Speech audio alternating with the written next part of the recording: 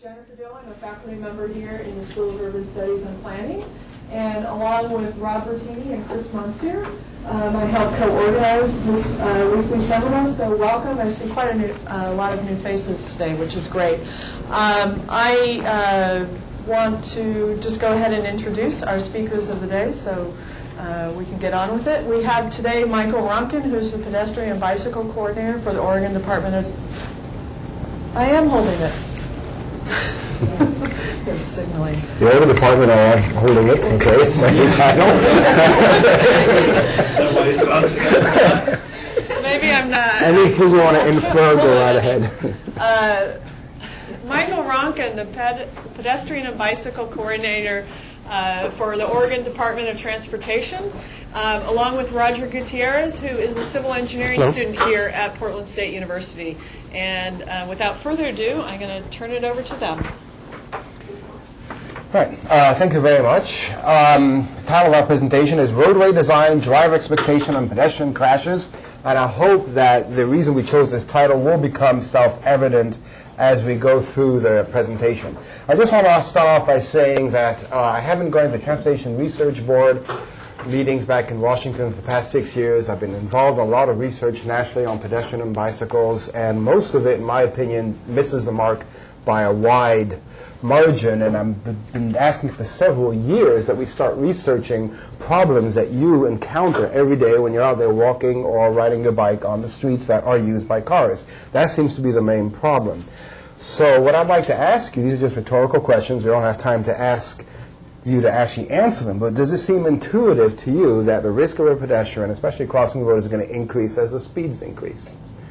That the pedestrian is at greater risk as traffic volumes increase, or at greater risk as the width of the road increases? This seems very intuitive, right? And yet, believe it or not, we could find absolutely no research that has ever been done that even looked at what roadway conditions there are out there when pedestrians seem to be involved in a crash, or the number of lanes, for example.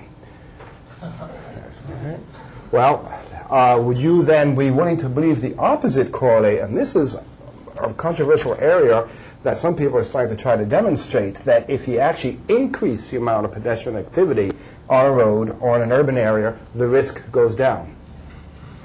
Or conversely, as a driver going down the road is led to believe through the roadway conditions that he sees as he drives, there's going to be a higher chance of seeing pedestrians, the risk of the pedestrian decreases. There's only been one study done so far by Peter Jacobson that demonstrates this. It's called Safety in Numbers. And he was able to demonstrate that the more people you get out there on the roads, walking or bicycling, the safer it is for people who walk or bike. And the conclusion that he came to was it had to do with a change in attitude of the driver. So these are two very different looking roads. They're both state highways. They both carry trucks. They're both major arterials through the respective towns that they go through.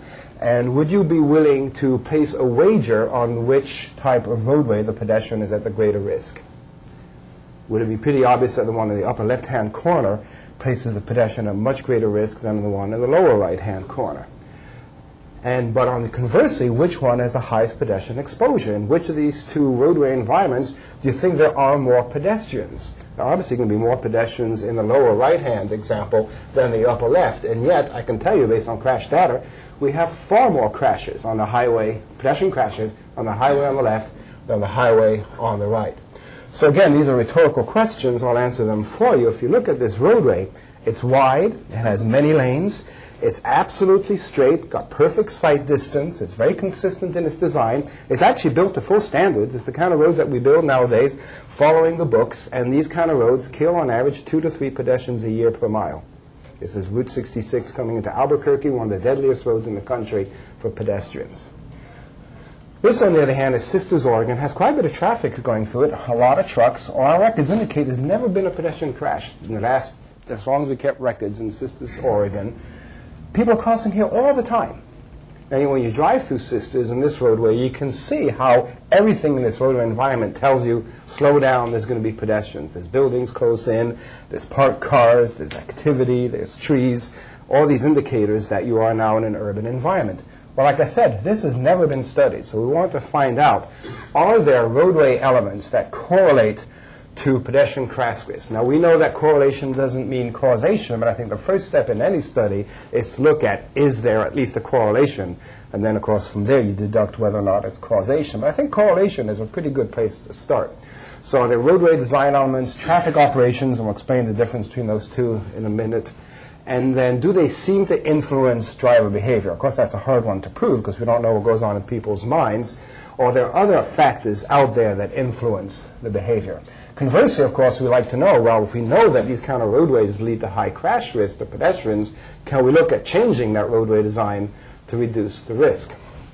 Now, like I said, I've been going to TRB for several years, and one of the reasons I'm so disappointed in all the research that's been happening up to now is pedestrian research is focused on the pedestrian, the victim.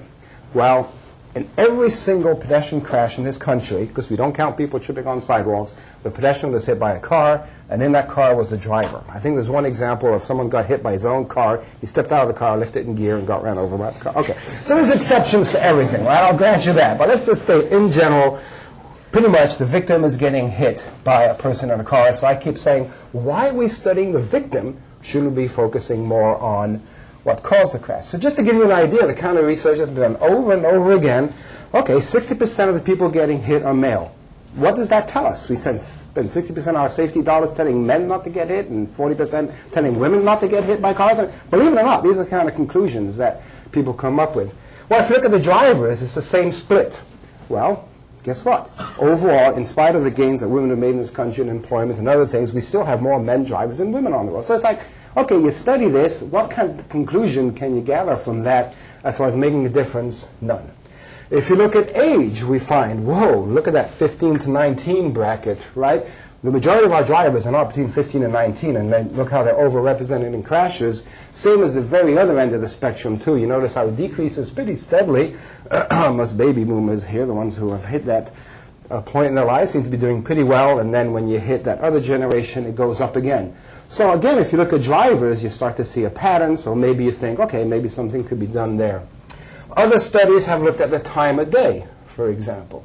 Now, if you look at this chart and you look at the time of day, you see something that really stands out, right, and that is, in the early evening, late afternoon, seems to be the highest incident of crashes.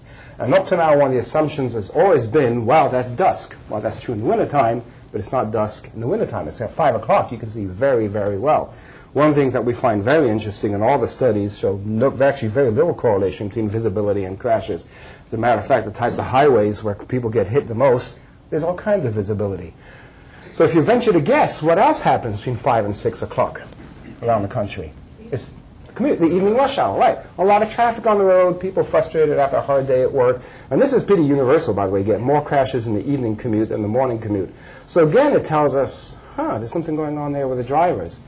Now, on the other hand, here's one thing that really struck us. If you look at time of year when crashes occur, I think it's a fair bet that in Oregon, we get more people walking in the summer than in the winter. And you look at the crash risk, it goes way, way down in the months where you think you have the highest exposure. So we seem to be coming up with some data that relates to Peter Jacobson's study on safety in numbers.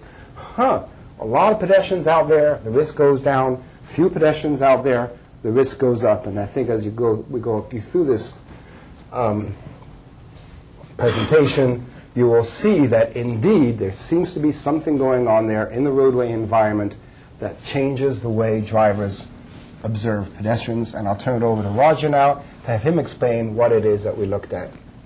So we did a little bit of brainstorming to find out which attributes correlate to pedestrian crashes. And so we looked at a number of roadway design elements. In order to find which roadway design elements we wanted to use, we put out a national survey of people that work with bicycle and pedestrian programs, and we came with 120 suggestions, and we narrowed it down to 45 that we studied, and then that bubbled up to about 140 that we actually did study. Some of the roadway design elements, I wanted to get a general feel of whether you think that these are important to whether pedestrian crashes are related. The width of the roadway, does that have anything to do with whether there's going to be whether a pedestrian can get hit in a crash? The number of lanes, the type of median, whether the pedestrian could have had a refuge in the median, whether there's a curb, the sidewalk, the trees along the side of the street, on-street parking, shoulders and bike lanes, presence of, and there's many more. We also looked at traffic operation factors. Some of those include the speed at the roadway. We looked at the average day. We looked at the traffic volume, and we measured that in terms of the annual average daily traffic. Now, you notice that the number of lanes is listed twice. It's both an operation factor as well as a roadway design factor. Sometimes you can have roadways that are pretty wide and don't have as many lanes, and that's not going to tell you as much about the roadway.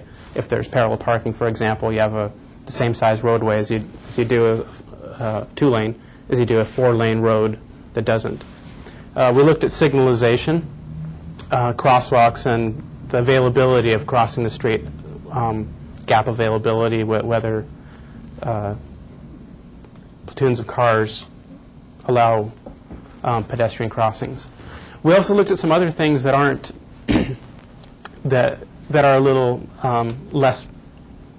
We looked at the land use by and the proximity, how close buildings are to the roadway, and many other factors. Thanks. And the reason why I want to look at factors beyond the roadway is, again, if you look at the slides that I showed you earlier, we realize there's something going on the side of the roads, and one of the criticisms I have of the transportation engineering profession in general in this country is we just look at the roadway and we're starting to find out that actually land use and buildings and site design have actually far more an influence on walkability than the design of the roadways. That's why I want to look beyond the roadway. So some of the things that we speculated, and again, in all research, you start off with a premises, a hypothesis, and you try to see if you can prove it or not, that these design and traffic operation elements do factor in, they do influence driver behavior, and those other ones also that I just mentioned, like land use, proximity of buildings, and just the general activity out there, how much pedestrian activity can you expect? So we developed an interesting concept called driver expectation of pedestrians. We first called it pedestrian expectation, but I found out some other research used that term, and it was the pedestrian's expectation at an intersection. So really we come up with everything's an acronym now. Can we say DEP from now on, the DEP, right? And that is basically a measure of how much a driver could expect a pedestrian out there on that roadway. Now, we've mentioned this several times. We're going to mention it at least a dozen more times because we found this to be absolutely critical. Now, you're going to ask me, how do you measure the driver expectation of a pedestrian? Well, one thing that we determined early on when we checked this with our folks at research, that is, if you send the same person, ta-da, Rodger Gutierrez, to look at, one thing I forgot to say at the beginning, of the number of crashes that occurred, Rodger went out and looked at the majority of them, right? Hopped in a car, did a big tour of Oregon, looked at all these sites, and he just stood there on the highway, and he'll explain the scale in a minute, decided, if I were a driver going down this roadway, I'm in a car, would I expect a pedestrian, yes or no? So I'll have Rodger now explain to you what the scale was. And I just real quickly want to do an overview of the number of crashes, too. Sorry about that. To point out how we came up with the sample size. We studied crashes over a 5-year period. The reason we chose 5 years is you want a fairly representative sample. If you go to 10 years, conditions can change a lot in those 10 years. And 1 to 2 years, you may just get a freak year with a lot of crashes, very few crashes. In that 5-year period in Oregon, there were about 3,400 pedestrians hit. 284 of those are fatal, represents about 8%. We looked primarily at state highways, and I'll explain why in a minute. We had about 1,200 pedestrians hit in about 1,150 crashes. You always get more numbers of people hit than number of crashes because you get crashes with multiple victims. What's really interesting is you notice how the number of fatals went way up when you look at state highways only. Why we studied state highways, one for a practical reason, is we have a lot more data on our state highways. It's very, very hard to go to cities and counties and get the kind of data that we wanted to look at on our state highways. They do represent 36% of the crashes. 1,200 is a pretty good representative sample. If you look at fatals, they represent 60% of the fatals. So something's going on state highways. And if we focus on urban state highways like we did, we think they're pretty representative of your typical arterial. As a matter of fact, as we turn over a lot of state highways like Sandy Boulevard, for example, in Portland to the city, the character of the road doesn't change very much. So we think these results are very reproducible at other levels as long as you stick to the busy major roads. We decided not to focus on local streets because so few pedestrian crashes occur on local streets.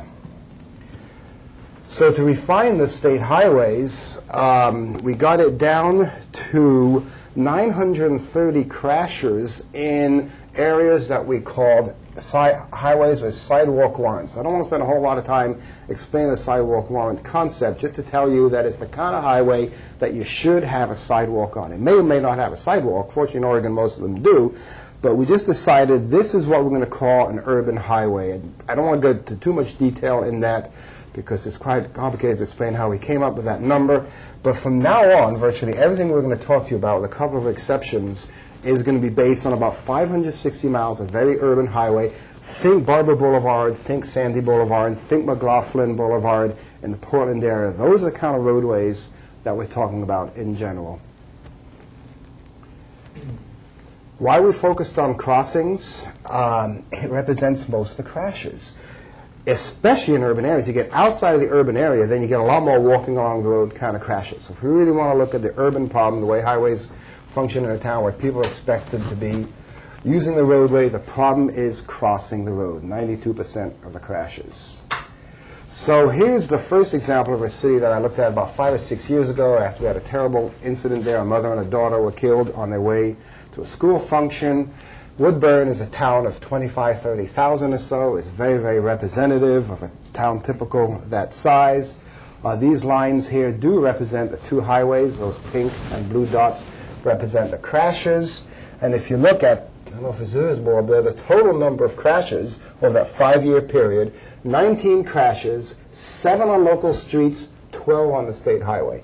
Now you look at the number of miles of local streets in Woodburn versus the local number of miles of highway in Woodburn, there's a complete disconnect. There's probably 5 to 10, maybe 20 more miles of local streets and state highways, yet 2/3 of the crashes occurred on the state highway, and they virtually all occurred on one pretty ugly strip of Highway 99E. And that is the very kind of highway that I described to you. It looks like Barber Boulevard, McLaughlin Boulevard, your typical 5-lane highway with commercial development on each side. So we already looking at Woodburn, I saw, there's a problem here. So with that, I will have Rodger explain to you the concept of the driver expectation of pedestrians. Most, if not all of you, have experience driving, and you have experience knowing whether or not you expect a pedestrian to be in the street. We mentioned earlier that 92% of the crashes occur at crossings, not walking along the road, but crossing the street. And so we created a scale measured 1 through 5, measuring the relative level of the driver's expectation to watch for a pedestrian to be in the street, and applied it to each of the crashes. So I'm going to show actual photos of where crashes have occurred, and starting with number 1, which with a scale of 1 to 5, number 1 is where you would least, as a driver, you would least expect a pedestrian to be in the street, and number 5 where you would expect it the most. So this is where you're asking yourself, how in the world did the pedestrian get there? This is a stretch of highway in eastern Oregon. It goes from Nevada to Idaho. And there's about 90 miles to the next crosswalk to cross the street. And so you're going to cross mid-block here.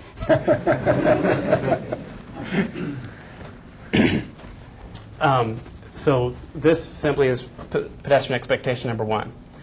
But that's not the only kind of highway that the driver is completely not in the mindset to look for a pedestrian. This is an off-ramp in the Portland area. This happens to be I-205's off-ramp to Clackamas Highway. As you can see in the picture there, next to the only right sign, there's a sidewalk. There's actually a sidewalk built on this off-ramp.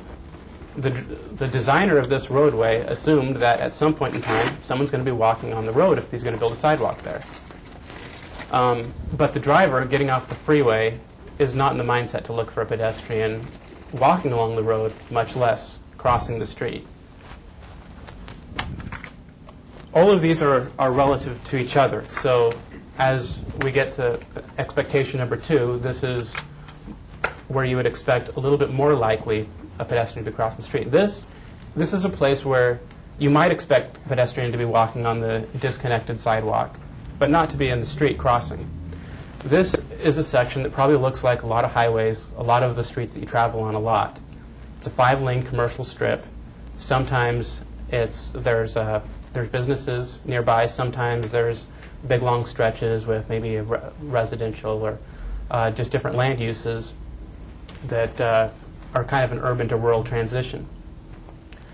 This particular example, there's over a half-mile to the next crossing, to either direction, to a place where you can cross the street at a crosswalk, where there's traffic control. And I might have used the word intersection to cross the nearest intersection. Well, this is an intersection. Someone walking along this street might want to cross the continuous street on the other side. But you'll notice that even the dashed line continues through the intersection. It's not an environment to the driver that you overlook the intersection here. It's not an environment to the driver where you would expect to have to stop for a pedestrian crossing. This is the next step up. This is right before a signalized intersection, and you'll notice that there's a bus stop there. But if you look around, this is in northeast Portland, the intersection of Sandy Boulevard and 82nd Avenue. 2 5-lane roads come together, and it's a little bit before they come together. You'll notice that you see trees on the other side, and it's just some drivers will look for a pedestrian right or left, but for the most part, until you come to the intersection itself, you're not looking for a pedestrian to jump out in the street. This is a marked crosswalk, fadedly marked crosswalk, and along the same token, some people will look for a pedestrian and some won't. Here we're looking at there's just the next scale up. This is at a signalized intersection. This happens to be 82nd and Powell, the intersection with the most pedestrian crashes in the state. There's 13 pedestrians that got hit in that 5-year period at this intersection. The expectation's a little bit higher here because you see businesses up against the street. You see the crosswalk that's at a signalized intersection, but it's still 2 5-lane roads. And if the light's green, then you're just going to barrel right through. And if it's red and you see that there's no cars coming in one direction, you're going to make a right turn on red without really stopping much. Whereas this is also, and most highways have, or most of these sections are very different from each other. And so to lump certain characteristics to describe what the pedestrian expectation is a little hard to do. So it's just a scale of relative to other crashes. This is a mid-block crosswalk in Sweet Home, and it's clearly marked that there's a pedestrian crossing sign, but the driver's not required to stop here. And expectation number 5 is generally central business districts, places where it's just a pedestrian atmosphere. This is downtown Astoria. You see, you're driving slow enough that if a pedestrian runs out in the street, you're not all that surprised, and you're prepared to stop. And this is another location in Portland with the same type of expectation. So I hope that made sense. I know it's very subjective. Like I said, I asked Rodger to rate every single one of them. We went out and checked out the Salem Highway, which is about 8 miles of urban highway going through Salem, and kind of came to a general agreement. And if you send the same person out on every site, you'll get that same general sense of scale. Did you see anything in there that shocked you that you dramatically disagree with? It seemed to be a pretty fair representation of what one might expect out there. So let's look at some of the results that we got, just focusing on the number of crashes in relation to that driver expectation. Now, this is not just the urban areas. It's all the crashes that we experience on state highways, that big number that I showed you, minus the interstate. We think the interstate really is exceptional. You are allowed to walk on interstates in Oregon, except in the Portland area, and there are some crashes on the interstates, actually quite a few. But we thought that is so far off the scale of what one would expect as far as an urban highway goes. We decided to look at all the other highways, and this really struck us. Number 5, if you remember, is downtown Astoria, is downtown Portland. We actually have a lot of miles of highway. We go through about 220 cities in Oregon. We're their main street. So that represents very high pedestrian exposure as you go through these downtowns, and only 30 crashes occurred in that environment. Similarly, at the other end of the spectrum, where you least expect a pedestrian, we got 204. We got about 6 or 7 times more pedestrian crashes, people crossing the road, in areas where you just wouldn't expect a pedestrian, where you expected them to be in great numbers. It's not exactly a very good bell curve, is it? Because it tilts so much to the left there.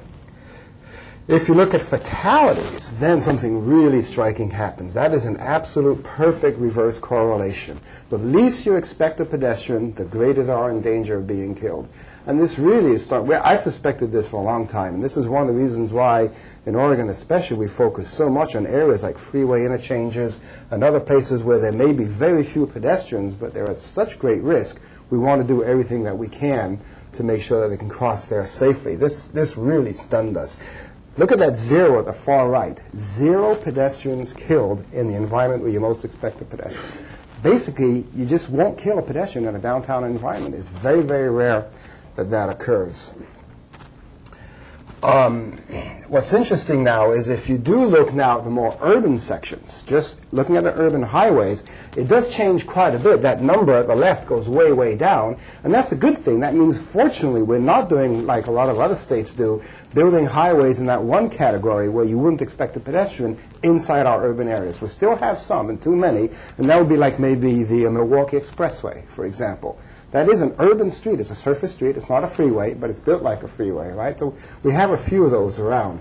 Now you're getting a more even distribution as far as the bell curve goes. And in the middle area, that expectation 3, if you remember what Rodger showed you, it looked like, yeah, there's kind of scattered businesses. You really should be looking out for a pedestrian, but you're not really. You're cruising along at 40, 42 miles an hour. Well, that seems to be the area where we're getting the most number of crashes. If you look now, we decided we'd focus mostly on the urban areas, but if you do look outside of the urban areas, now we're no longer inside a city. These are all the crashes that occurred outside of an urban area. Then, of course, again, it's very, very dramatic. You'll notice nearly all the crashes occur in areas where you simply don't expect them. That's still a pretty high number, 235 pedestrians getting hit out there on fairly rural highways. But again, I think it validates this pedestrian expectation from the driver's perspective. There does seem to be something going on out there with the conditions on the roadway and whether or not you expect a pedestrian. So again, just as a reminder, I can get Rodger to take over for a bit here, we have those ones in urban areas. And I think the most critical areas are you getting off the freeway, transitioning to an urban street. What can we do from a design perspective to remind the driver, hey guys, there's going to be a pedestrian crossing here. Again, we're looking at how the driver expectation correlates to what's observable. And so we looked at some of the factors, such as the sidewalk type, and how that correlates to the measurement of driver expectation. So on the y-axis here, you see pedestrian expectation rated 1 through 5, and then we said what type of sidewalk is in each of the crashes, and then what the average pedestrian expectation was with that type of sidewalk. And I'm going to define a little bit what this means. The filled-in sidewalk are what you see downtown here at PSU, where the sidewalk is separated from the street, but it's the concrete is all filled in with maybe a street pole or like a light pole or street trees that are inside the sidewalk. The second is the separated sidewalk, where you have a planter strip that you don't walk on along the street. Curb tied is generally like the 6-foot sidewalks that you see in the commercial 5-lane strips, and no sidewalk. Unknown is usually no sidewalk. So you see that the fewer crashes occur This driver expectation. what's that? This driver expectation. Not Yeah. the less the expectation, the less expectation occurs where there's less sidewalks, which is, we didn't do this correlation when we were creating the. Oh, is that mine? These are what we looked at after we already did the expectation.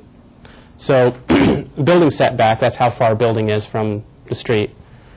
Back to the sidewalk tend to have higher expectation, and as they got further away, the expectation was less.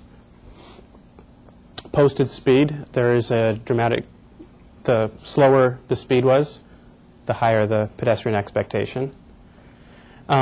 Here, the pedestrian expectation is on the x-axis, so there's a little bit of a correlation with the less the traffic volume, the more the pedestrian expectation. And with parking on both sides, there's higher driver expectation of pedestrian than when there's not. Right. So again, what we tried to demonstrate with that, again, is that if you just kind of come up with a real warm and fuzzy concept, driver expectation or pedestrian, you send the person out, it sounds very subjective, but when we measured that against things that were measurable, we found that really direct correlation. And it's really interesting in research. You know, I studied biology as my scientific background. You try to isolate a specific factor to see if it correlates to something. In transportation, that's very hard to do because roadways and cities are such complex environments. And one of the things that I'm suggesting in our research is we should do more warm and fuzzies. We should look more at things in the aggregate. But if we separated out individual factors like on-street parking, what were the others? The presence or absence of trees, the presence or absence of sidewalks, they do seem to correlate. So the more of these urban features you add to a roadway, the greater the expectation that a driver has of there being a pedestrian. So we started to look at now, okay, well, how about some of these factors? And this one really stunned us. Everyone thought, oh, number one is going to be speed. Speed is the killer. Well, that statement is true. Speed kills. But as far as a direct correlation between speed and the incidence of crashes, we didn't find it. We actually found a bell curve peaking out at 35 miles an hour. Now remember, this is the number of crashes on the axis, right? As far as the number of crashes go, we seem to have more in posted speeds of 35 miles an hour. So of course the next question is, okay, how representative is 35 miles an hour? Why is it so low at 50 and 55? Well, the good news is, fortunately, we don't post many highways at 55 miles an hour in urban areas. Remember, this is urban. So this is the number of miles of highways that we have. These add up to 564 of the different types of speeds that we have out there. And it actually does correlate fairly well. It's not an exact match. So one could say with confidence that you cannot necessarily expect more pedestrians to be hit on higher speed roadways, nor are you going to get less hit on lower speed roadways. And that was a little bit disappointing. And I kept thinking about, boy, this mantra, speed kills, speed kills. So we looked at something else, and sure enough, now the percentage of people getting killed correlates absolutely perfectly with speed. And that's an interesting thing to look at, because when you look at safety and crashes, there's two ways to look at them: total number of crashes and fatalities. And fatalities, of course, get the public and the media attention. A lot of focus is placed on fatalities, as it should be. I mean, loss of life is a tragic thing. So it kind of depends on what your goals are. If your goal is to reduce the severity of crashes and to reduce the number of people killed, absolutely speed matters. If you're just trying to get a grapple of where the crashes occur, it seems to be more correlated to other factors, which we'll get to in a minute, and Rodger will explain those to you. So again, I don't want you walking away with this thinking, oh, speed doesn't matter. It makes a big difference in whether or not a pedestrian is going to survive a crash. So let's look at some of the other factors now that we saw a very strong correlation with. You look at where the peak is on this graph, that between 15 and 20,000, this is the average annual daily traffic. That's where the peak is, and most of the crashes occurred between 15 and 30,000 cars a day. The number of miles that we have, most of them are shifted to the left. Most of the miles of highway we have are in the lower traffic volume, and we have less. And as we superimpose them upon each other, we see that from 25,000 cars a day and lower, we have actually 20,000 and lower. we have more miles of a certain highway, of that highway type, than we have crashes. And from 20 and especially 25,000 cars a day, we have a whole lot more crashes per mile of highway than we do with a lower. Right. Sorry, go back. I find this very interesting. It is a double bell curve, if you want. It's very uneven, right? The bell curve of number of miles peaks out around here, and yet it peaks out for crashes more here. But if you notice, as you go further out in traffic volumes, the percentage, this is a percentage now, of crashes exceeds the traffic volumes in every case. So it seems to me that as the traffic volumes increase, the risk of the pedestrian increases. Another thing I want to point out about this middle one here is this tends to be the type of highway that all the engineering and planning that's been done in the last 30 or 40 years tell us to build. Get a lot of cars on those arterials. That's considered a successful highway. If you can build a highway and you get 40,000 people coming to it, those are your McLaughlins, your Barbara Boulevards. Those are considered good highways. That's what we've been striving for the last 30, 40 years, and that's where we notice the biggest disconnect as far as the type of highway and the number of crashes you get on it. So it led us to develop a concept which could be considered quite controversial, and the reason we came up with this is a lot of us in the pedestrian and bicycle advocacy world are not at all happy with the way crash rates have been measured. You may know that crash rates for drivers are measured on per 100 million miles driven for fatalities, and per 10 million or 1 million miles driven for crashes. I can't remember. Well, how many of you expect to walk 100 million miles in your lifetime, right? It's just an absurd number when you think of the relative distances that people walk or bike. People have looked at per trip and other factors, but it's very hard to determine exactly what is a trip. So again, I thought about, well, what are we looking at here? We're looking at state highways. We have so many miles of state highways. We have so many miles of each type of state highway. So we started to ask ourselves, could we develop a crash rate based on miles of highway? We have 563 miles of urban highways. We experience about 900 crashes. So we're averaging about 1.6 pedestrian crash per mile of highway in a 5-year period, right? Remember, it's all over 5 years. So just remember that number, 1.57, represents the average. So anything less than 1.57 crashes per mile means that type of highway seems to have a lower crash rate. And this is a total new definition of crash rate. Anything above 1.57 is higher. So we looked at it in relation, for example, to traffic volumes. Is this supposed to be you? No, okay. And we found out, first, so you may say, for wait, that can't be right, Michael. Nearly everything is above average. Right, what is this, Lake Wobegon, right? But remember, this one here, if you remember, represents the most number of miles. Remember that chart that we showed? Most of our urban highways are in this 10 to 15K range, and they represent a lower than state average. And again, look at that peak again. At 25 to 30,000, we're getting 3 times higher than the state average. So on average, on an urban highway, you can expect about 1.5 pedestrian crashes in a 5-year period. When you get in these kind of traffic volumes, you can expect much, much higher crashes. So there seems to be one more indication that traffic volume seems to be the best indicator of whether or not you're going to get a crash. Another good indicator seems to be number of lanes. This is one-way streets. As soon as you get above 2 lanes, you're going to be higher than average. And this is an interesting correlation. Again, most of our highways are 2 lanes, even in urban areas. As soon as you exceed 3 lanes, look how it goes up dramatically. We do not have a whole lot of 6-lane highways. How do you travel to the southwest? There are cities in the southwest like Phoenix and others. That's their standard. 6-lane is their standard for a roadway. In case you're wondering, the southwest has the worst pedestrian crash record as far as areas of the country. It's just horrendous how we're killing off pedestrians in places like Nevada and Arizona. So there's a very strong correlation right there. And one of the reasons, by the way, we have to wrap up in about 2 minutes, okay? We're not going to have to go through all of this, by the way, so we're going to wrap up in about 2 minutes and take questions. And I just thought maybe we'd take a couple of minutes to show another discrepancy that we found with national studies by looking very, very closely at the crashes like no one has done before, and that is we found far more intersection crashes. Most studies say, oh, most pedestrian crashes occur mid-block. Well, there's 2 reasons they do that. First of all, virtually all walking along the road crashes are going to be mid-block, right? So if you eliminate those and just look at crossings, you're going to get more crashes at intersections.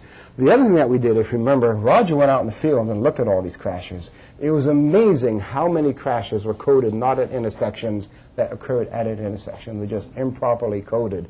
And I think most other studies, they just took the number of crashes that were coded at an intersection, that's usually about 20 to 30%, and just assumed all the others were mid-block.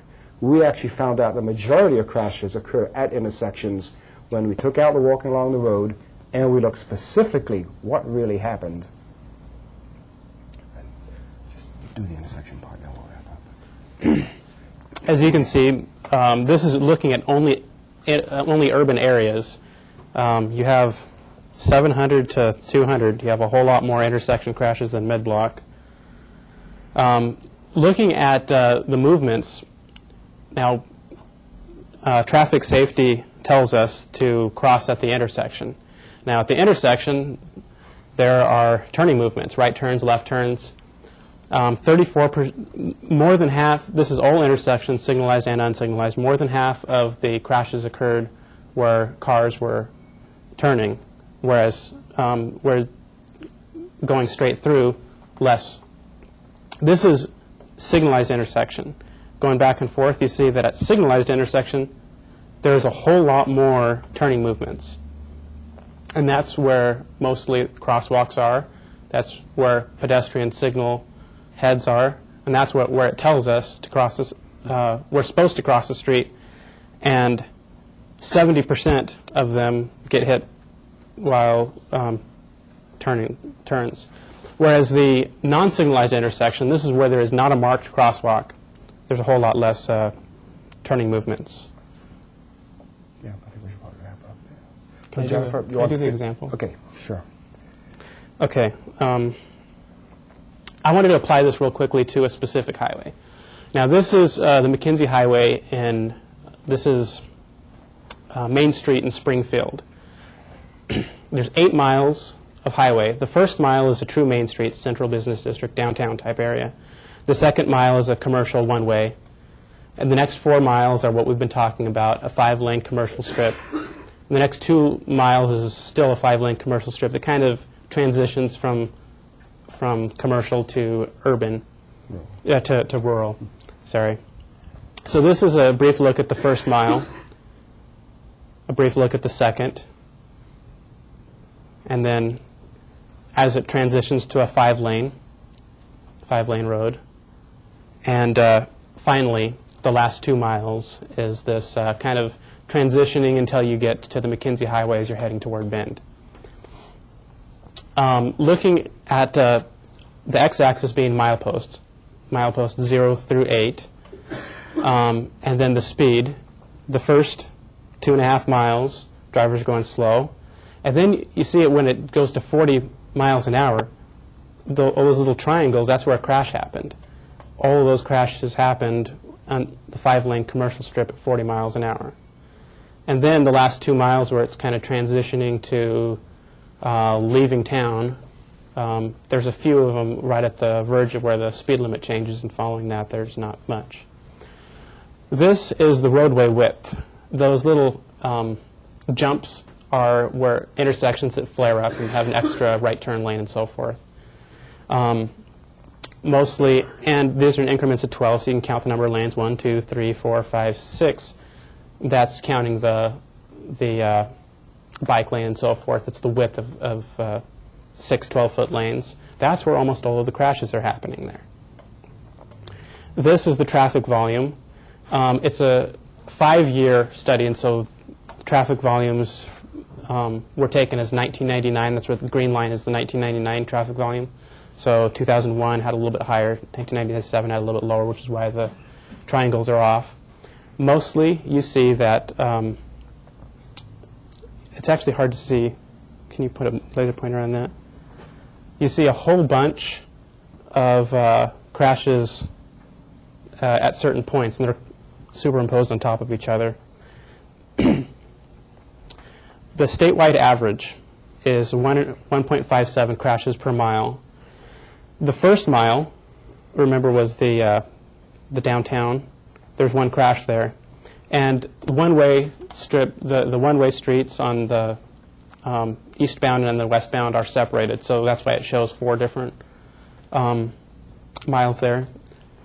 And the traffic volume is shown, and the number of crashes is what's purple. And you notice that the one-way section, there aren't any crashes at all. And then as it transitions to a 5-lane, you see the 10 crashes.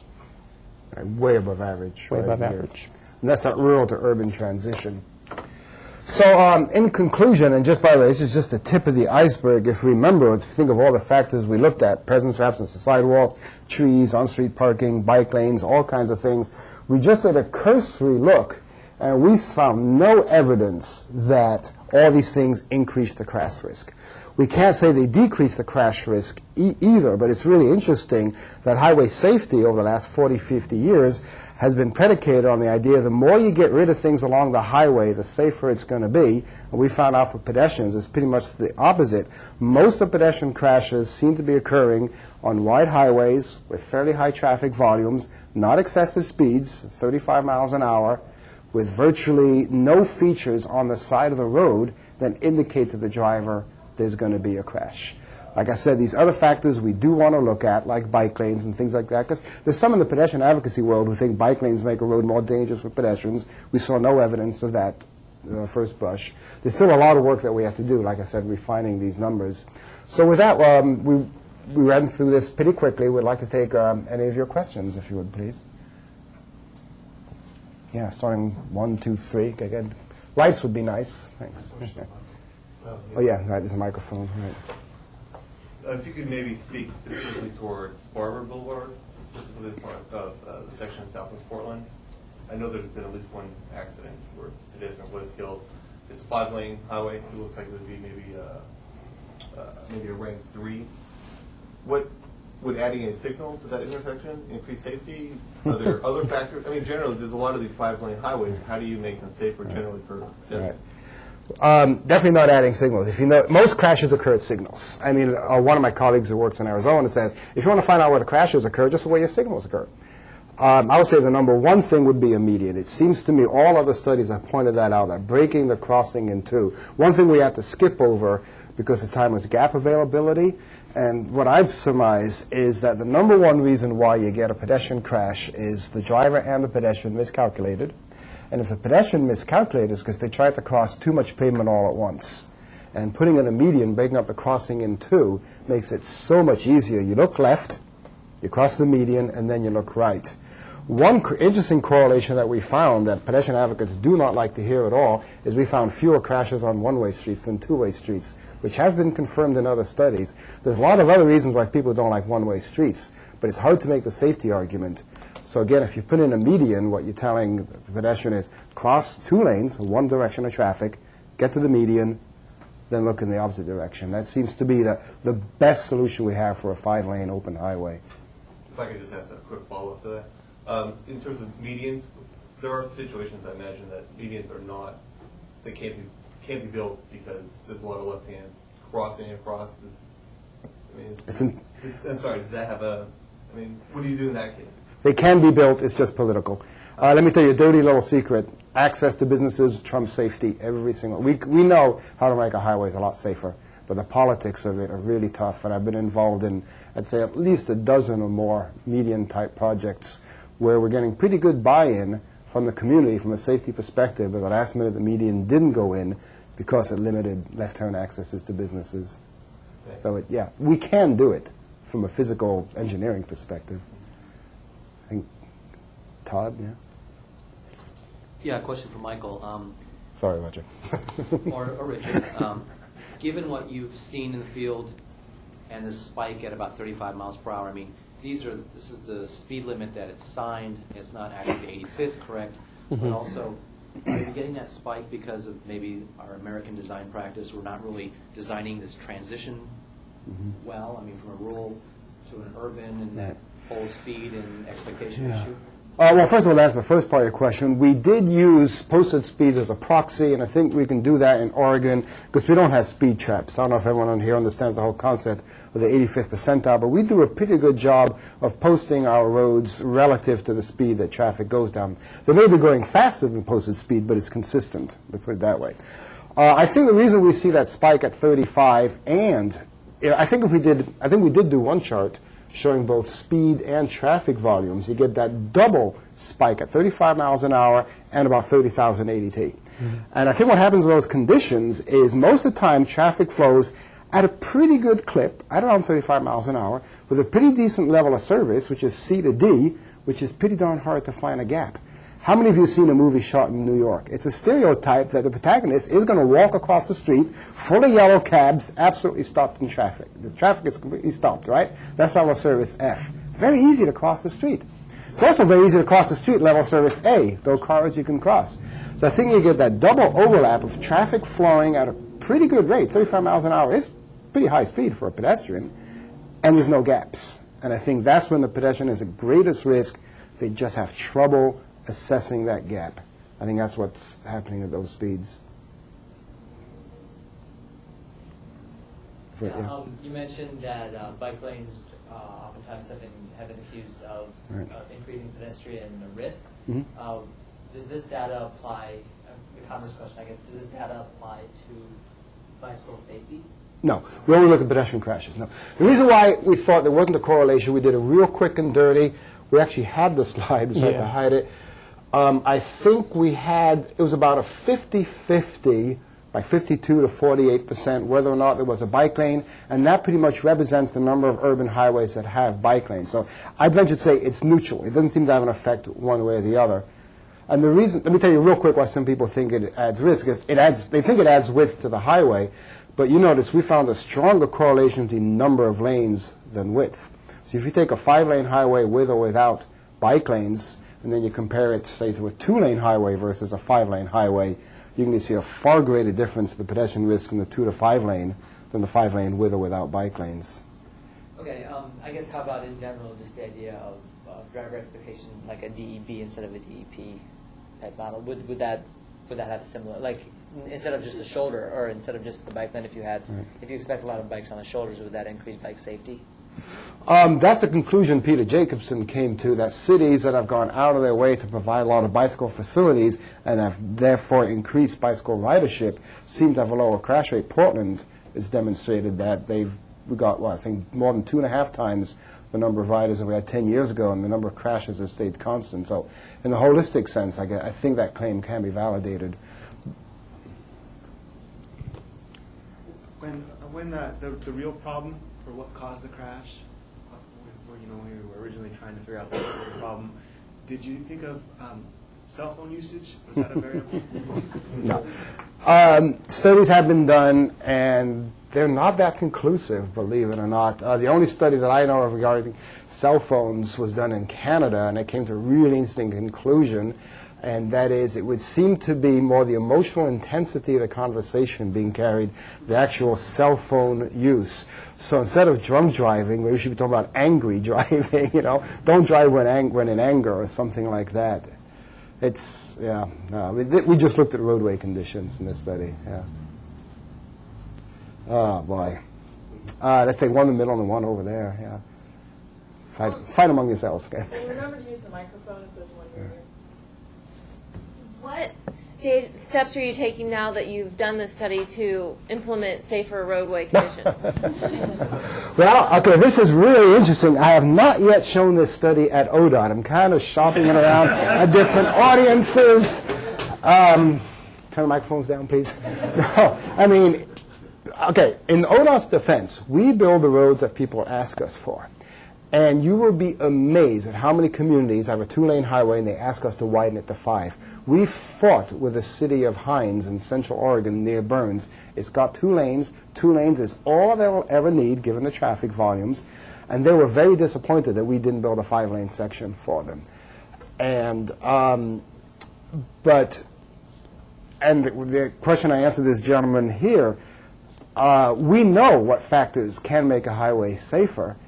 And the push to accommodate more traffic and to accommodate left turns and accommodate businesses overrides a lot of engineering decisions.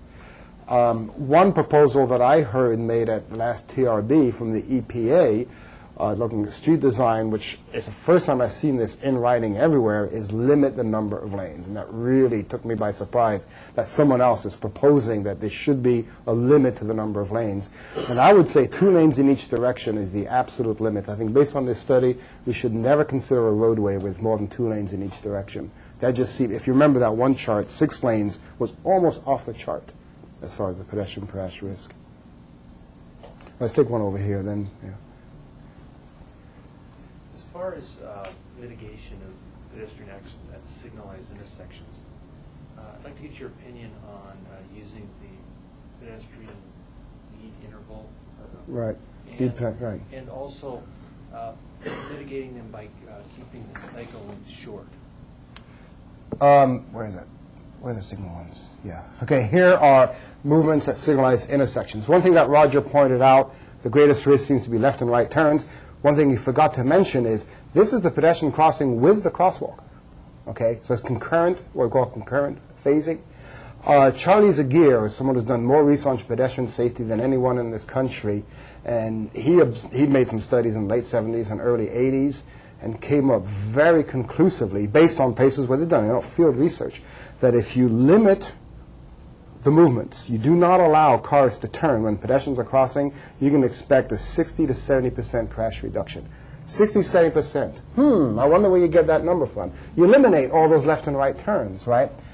And you mentioned the lead pedestrian interval. There are techniques that we can apply that provide a degree of safety to the pedestrian that's very measurable, but guess what that does to the capacity of the intersection? And that's why, I'll say this in front of this audience, in transportation decisions, capacity trumps safety every time. There are a lot of things that we can do to make our intersections safer, but again, it's what the public wants. If you ask the public in theory, would you be willing to wait a minute longer at every signal on your way to work to save 5 pedestrian lives a year? What do you think people will answer in a survey? They'll say yes. Put them out there in the real world, add that signal timing to a signal. You cannot make a right or left until that pedestrian phase is done. The letters or complaints are going to come in. I can't get through this intersection. Traffic is backing up. So it's that constant tug between safety and capacity, safety and capacity. Yeah, just to follow up on that, I think that I would hypothesize that pedestrians in the same boat.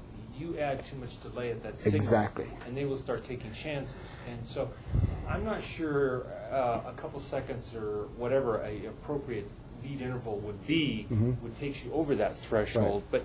But I'm looking for cycle length thresholds Right. where they would Right. be, you could see a marked decrease. That's a good point. If people don't understand the lead pedestrian, okay, the exclusive pedestrian phase means basically the pedestrian crosses and no one else is allowed to proceed, right, in that crossing, right? So that can add significantly to the length of a cycle. If it's a pretty wide road, the pedestrian crossing may be 30 seconds. So that's 30 seconds where you're not allowing cars to turn. That really does have an impact on capacity. The lead pedestrian interval is a pretty cool technique. What it is, it turns the pedestrian head on the walk about 3 seconds prior to the traffic that's going to turn. That 3 seconds is enough to get the pedestrian in the roadway so then the turning vehicle can see, oh, there's a pedestrian, and wait. And that 3 seconds gets taken out of the cycle. It's not added to. So in real simple terms, if you have a 1-minute cycle, 30 seconds in one direction, 30 seconds in another, I'm oversimplifying, that 3-second lead pedestrian interval means now you have 27 seconds instead of the 30. And I think the point you made is a really good one. That probably is bearable. That 3 seconds people would be willing to put up with, because the point you made is very true. Pedestrians get impatient. There is a type of signal where you stop all traffic, and that pedestrians cross in every direction.